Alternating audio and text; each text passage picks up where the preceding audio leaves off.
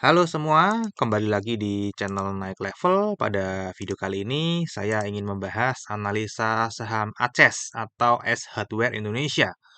Ya, ini sudah rilis laporan tutup tahun 2022 tanggal 6 April 2023 dan hari ini hari Selasa, tanggal 11 April 2023 harganya nggak kemana-mana ya, ada di triple 4, jadi cantik sekali nih, SSS gitu ya, triple 4. Oke, ini harga sahamnya nggak kemana-mana teman-teman ya. Kita cek dulu kinerja harga saham S ini ya, ACES ya, ACES ya. Eh kalau kita lihat ini kurang menyenangkan teman-teman ya, ternyata negatif semua. Jadi kemungkinan teman-teman kalau lagi pegang saham ACES ini ya sedang floating minus ya, pasti rata-rata sedang floating minus ya. Ini harga tertingginya setahun terakhir di 1185 dan terendahnya di 392. Jadi ini lebih mendekati ke harga terendahnya ya. Ini cukup dalam ya, 50%, 68% ya. Kita akan cek nanti di video ini dari 4 analisa teman-teman ya. Seperti biasa, kita akan cek analisa fundamentalnya ini perusahaannya seperti apa secara umum dan kinerjanya seperti apa secara umum ya. Kemudian nanti dari seasonality ya, kira-kira biasanya saham ini naik atau turun di bulan apa. Kemudian nanti dari bandarmologi ya, nanti akan menjelaskan kenapa saham ACES ini kok bisa turun sedalam ini ya teman-teman ya, di bendarmologi karena ada perpindahan sahamnya teman-teman ya.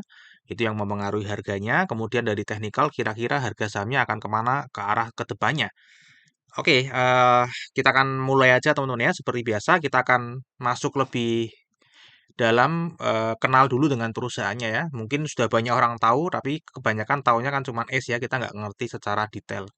Ya, kita akan coba bahas di sini ya. S Hardware ini intinya bergerak, ini toko retail ya, yang jualnya itu perlengkapan rumah tangga dan gaya hidup. Ya, dia punya merek dagang sendiri ya, S, Crispo dan Kris ya. Produk-produk Perseroan yang di bawah sebagai merek dagangnya dia. Ya, udah eh ini gerainya nanti ada Oke, ini kira-kira seperti ini nanti akan ada penjelasan secara visualnya juga. Ini sudah listing sejak tahun 2007, jadi cukup lama. IPO price-nya 820 dan pernah stock split 1:10. Jadi harga IPO-nya itu 82. Kalau dibandingkan dengan harga saat ini triple 4 ya masih naik teman-teman ya, masih naik kira-kira 5 kali lipat lah ya dari sejak IPO. Nah, ini teman-teman ya, gambaran visualnya ACES ya. ACES ini dia memang target pasarnya adalah level menengah ke atas. Kalau teman-teman masuk ke ACES ini ya, memang harganya dan kualitasnya beda teman-teman ya. Ini memiliki 50.000 SKU ya. SKU itu jenis jenis barang itu jenis produk ya. Jadi ada item 50.000 item ya. Ada 17 departemen. Ini ada Toys Kingdom juga, ini adalah anak usahanya ya. Toys Kingdom ini sudah mulai ada ya, fokus ke penjualan anak-anak ya, merambah ke dunia mainan anak-anak sejak pertengahan 2010 ya. Ini juga memiliki investasi di rupa-rupa.com ya.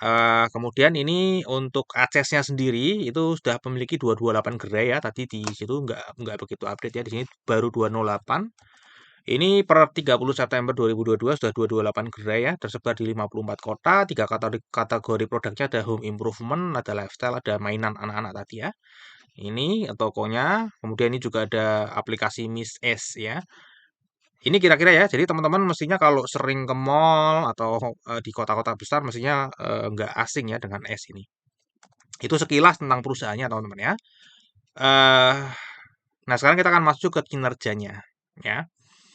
Kalau kita cek ya teman-teman ya, secara kinerja ini ya sebenarnya secara jangka panjang masih naik ya, meskipun ini sejak 2019 sejak COVID memang turun ya, turun dan memang belum pulih ya. Namun ini sudah mulai, maksudnya jatuhnya tuh nggak dalam banget gitu ya. Jatuhnya tuh masih di sini ya, masih di atas 2017 ya.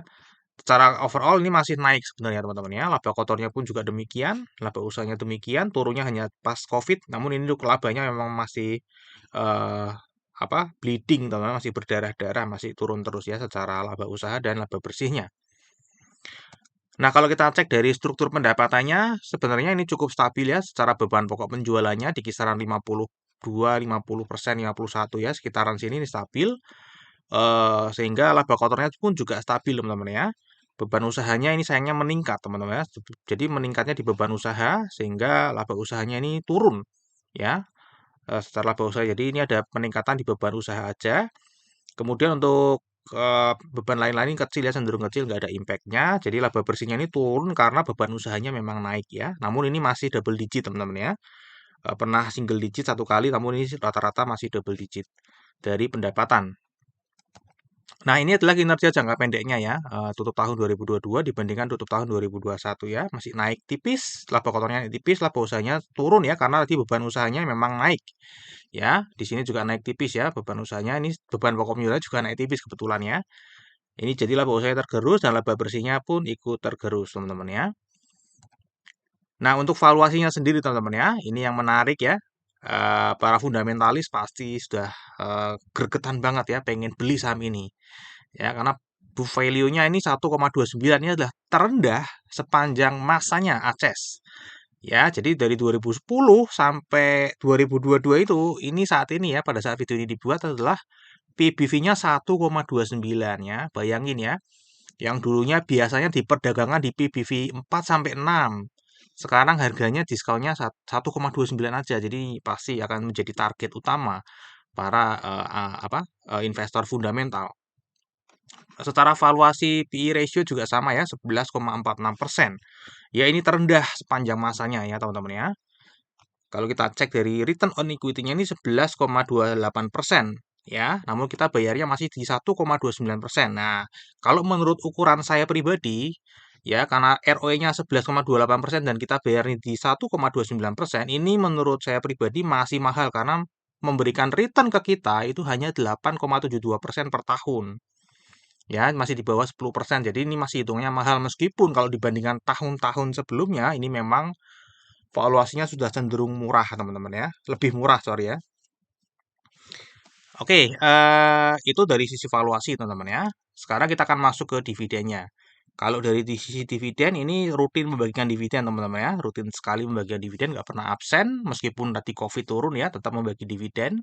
Yield-nya terakhir 4,64%. Dan kalau kita lihat di sini, earning per share-nya ada 39 ya per lembar saham di tutup tahun 2022. Kalau kita lihat di sini ya, baik secara DPS maupun DPR ini nggak ada yang teratur teman-teman ya, nggak ada yang teratur sehingga sulit memforecast kira-kira akan membagi berapa. Jadi saya ambil aja DPR-nya ya, DPR-nya yang terendah 30%, tertinggi 75% gitu aja ya. Jadi kalau terendah 30% maka akan membagikan 11,7. Kalau tertinggi 75% membagikan 29,3. Dibagi harganya kira-kira 2,6 sampai 6,6%. Kisarannya seperti itu. Karena ini susah di forecast ya. Oke, ini untuk seasonality-nya ya, untuk tadi untuk dividen ini rata-rata bulan Juni teman-teman ya. Juni, Mei, Juni, Agustus ya. Mei dan Juni lah rata-rata ya. Untuk seasonality-nya kalau kita lihat di April ini memang chance-nya untuk naik sekecil ya. Januari kecil, turun, Februari cukup besar, naik ya, Maret ya, jadi ini rada-rada sesuai dengan seasonality-nya teman-teman ya di tahun 2023 ini ya. Maret turun, di sini memang chance-nya turun, April turun, turun juga teman-teman ya. Dan nanti kesempatan ada di bulan Mei ya, di Mei aja teman-teman. Nanti Juni turun lagi, Juli naik lagi ya. Jadi bulan depan, bulan Mei, Juni bisa turun, Juli bisa naik. Kira-kira seperti itu ya. Ini 3 tahun terakhir, 2 tahun terakhir sudah turun cukup dalam teman-teman ya untuk Access ini. Oke, ini dari Access seasonality-nya. Sekarang kita masuk ke bandarmologinya, teman-teman ya.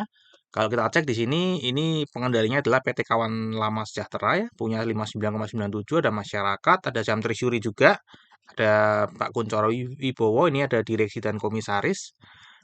Jumlah pemegang sahamnya ini bertambah terus ya, karena ya tadi saya sudah info ya, karena rata-rata investor di Indonesia ini kan alirannya fundamental, pastinya kalau sudah melihat harga Aces yang biasanya diperdagangkan di PBV 6 kemudian turun ke 1 pasti pada berbondong-bondong untuk membeli. Dan kalau kita lihat di sini investor asing di sini partisipasinya hanya 20, namun ini meningkat di bulan 2000, tahun 2023 26 ya. Jadi mungkin patut dipertimbangkan ya, karena apa? Karena ini buangnya cukup besar ya. Investor asing ini buang cukup besar selama 6 bulan terakhir, dan bulan April pun masih buang barang lagi ya. Setelah Maret ternyata banyak yang mengira mungkin analis dari Foreign flow mengira wah Aceh sudah mau rebound karena sudah mau mulai akumulasi. Ternyata di bulan April bahkan belum belum genap sebulan ini sudah hampir menyamai pembelian di bulan Maret teman-teman ya. Jadi ini kayak kalau di technical ini false breakout, ini di bandarmologi false accumulation gitu ya, kira-kira seperti itu. Oke, jadi ini adalah lebih detailnya teman-teman ya. Saham Aceh apa yang terjadi? Tadi saya sudah bilang ya, di sini kita bisa lihat kenapa harga sahamnya turun terus. Ya, ini adalah kepemilikan secara detail saham Aceh dari bulan Maret 2022 ke Maret 2023 ya. Saya ambil setahun 12 bulan ke belakang. Ini yang di sini hanya 6,8 M ya. Jadi cuman yang beredar di masyarakat aja kira-kira ya 6,8 M ya. Kalau kita lihat di sini kepemilikan asing yang dulunya dominan 80% dan lokalnya hanya 19%, sekarang mulai berbalik ya. Lokalnya yang menguasai di atas 50% dan investor asing mulai di bawah 50%. Jadi ada pembuangan yang sangat besar sekali dari investor asing di saham Aceh ini. Dan kalau kita lihat siapa yang paling besar membuang ini adalah ada reksadana asing ya. Dulu punya 30%. Sekarang dibuang hanya tinggal 11,08%. Ya, jadi ini buangnya rutin setiap bulan teman-teman. Jadi bukan buang satu kali buang enggak ya, ini rutin sekali. Jadi kenapa harga sahamnya turun terus? Karena suplainya terus ada. Suplainya terus ada dan kalau kita lihat siapa yang nampung, ternyata yang nampung adalah uang retail lokal. Sehingga harganya akan cenderung turun karena tidak seimbang teman-teman ya. Beda kalau yang buang uang besar, yang nampung uang besar, kemungkinan harganya nggak akan goyang kemana-mana ya. Di situ-situ aja ya. Tapi kalau ini yang buang uang besar ya, nggak habis-habis, yang nampung investor retail ya teman-teman ya, yang uangnya kecil-kecil. Jadi tekanan jualnya lebih besar. Ini juga ada foreign others ya yang buang terbesar kedua.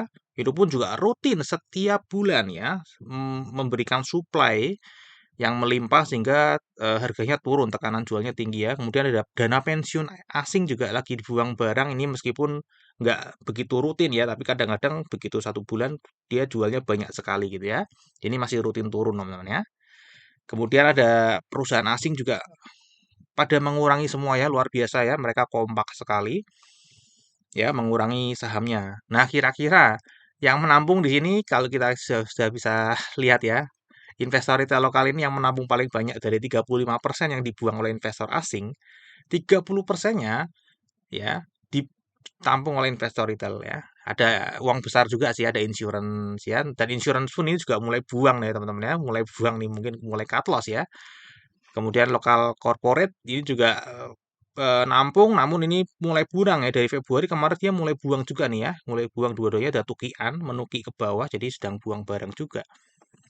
Ya, dan yang masih setia menampung adalah investor retail lokal ya, di mana ini masih terus naik, menanjak ya teman-teman ya. Jadi itu kira-kira gambaran kenapa kok harga saham Aceh bisa turun terus dan kira-kira kapan sampai kapan penurunannya gitu ya. Ya, kita bisa prediksi ya, semisal ini mau menghabiskan barangnya ya teman-teman ya, mau menghabiskan barangnya karena ini rutin sekali. Ya kita tunggu ini sampai habis dulu teman-teman ya. Dia dari 2 miliar lembar saham tinggal 760 juta ya. Jadi tinggal tunggu ini habis dulu. Ya, tunggu ini habis dulu. Terus yang kedua terbesarnya masih ada 500 juta lembar saham. Ini tunggu habis dulu. Ya, mungkin itu kalau sudah dua habis lumayan ya. Yang ini sih dana pensiun 760 juta juga lumayan banyak. Kalau ini mau nunggu habis dulu juga ya, mungkin masih rada lama teman-teman ya. Ya, jadi kira-kira kapan berhentinya, bleedingnya, berdarah-darahnya, turunnya ya mungkin sampai ini habis semua investor asing. Ya, kalau sudah habis semua, tapi yang nampung investor retail lokal semua, ya sama aja, naiknya akan susah lagi teman-teman ya. Oke, jadi kira-kira itu saham Aceh teman-teman ya. eh Secara kesimpulan ini sedang distribusi. Ya, kemudian kalau kita cek tadi sekarang di tanggal 1 sampai 11 Aprilnya ya 1 sampai 11 Aprilnya nanti kan dari Maret ke Maret ini juga sedang terlihat big distribution ya, buang lagi teman-teman ya. Kita lihat ya seberapa besar gapnya. Ada satu broker yang gap buangnya sampai 30 miliar ya. Dan yang nampung ini lagi-lagi ya investor retail lokal ya. Hanya 9 miliar, 8. Jadi kelihatan sekali gapnya ya. Terlihat sekali sedang distribusi yang sangat besar ya. Oke, jadi ini juga distribusi di bulan April. Ya, kalau kita lihat secara teknikalnya ini sudah pasti downtrend ya, downtrend berkepanjangan. Namun ini ya sejak 2023 ini mulai sideways teman-teman ya. Jadi ini sudah mulai berhenti ya, berdarah-darahnya mulai berhenti karena tadi kita lihat investor asing ada mulai beli ya. Saya bilang false ini ya. Bulan Maret investor asing ada ya false false accumulation gitu ya. False accumulation di bulan Maret. Ya, jadi Maret ini mulai didorong ya, didorong naik ya sehingga nggak terjadi apa? Nggak terjadi pola downtrend berkelanjutan ya. Ini mulai sideways ya di sini. Nah, kira-kira harga sahamnya akan kemana arahnya ya teman-teman ya kalau seperti ini. Ya, kalau boleh saya prediksi ini kan head and shoulders ya. Kemudian dia akan masih turun lagi teman-teman ya. Masih akan terus turun ya, masih akan terus turun, mungkin akan mantul lagi, mungkin akan beberapa hari sideways di sini, tapi pada ujungnya tetap akan turun ya. Saya prediksi sih ke 395 lagi dulu ya teman-teman ya. Saya nggak berani turun lagi lebih bawah ya. Saya prediksi mungkin akan mencapai 395 lagi ya berdasarkan data-data tadi. Ya, di sini transaksi per harinya 33,4 miliar per hari jadi cukup liquid. Oke, ini jadi kira-kira analisa dari saya teman-teman ya untuk saham S Hardware secara teknikalnya. Sekarang kita akan masuk ke Risam ya. Risamnya tadi secara fundamental kinerja jangka panjangnya masih naik ya. Kinerja jangka pendeknya naik, valuasi masih terbilang mahal, rutin bagi dividen, forecast-nya ini saya kasih range ya karena tidak bisa diprediksi secara tepat 2,6 sampai 6,6% tergantung nanti payout ratio-nya berapa. Potensi naiknya di bulan Mei ya, potensinya di bulan Mei, kemudian secara bandarmologi 12 bulan ke belakang distribusi besar-besaran, 1 sampai April juga big distribution tadi kita lihat. Secara teknikal ini masih ranging ya, sejak 2023 masih ranging setelah kemarin itu downtrend. Ya, jadi downtrendnya sedang stop dulu. Apakah akan melanjutkan penurunan atau justru berbalik naik ya? Saya masih belum berani memutuskan ya. Saya masih bisanya bilang tadi masih mungkin akan ranging di 395 sampai 555 lagi. Jadi mungkin akan menuju ke 395 lagi. Setelah itu nanti kita lihat akan breakdown ke bawah atau akan memantul. Oke, kira-kira seperti itu. Terakhir, disclaimer ya. Jadi analisa yang saya sampaikan di YouTube ini adalah analisa saya pribadi yang tentu saja juga bisa salah.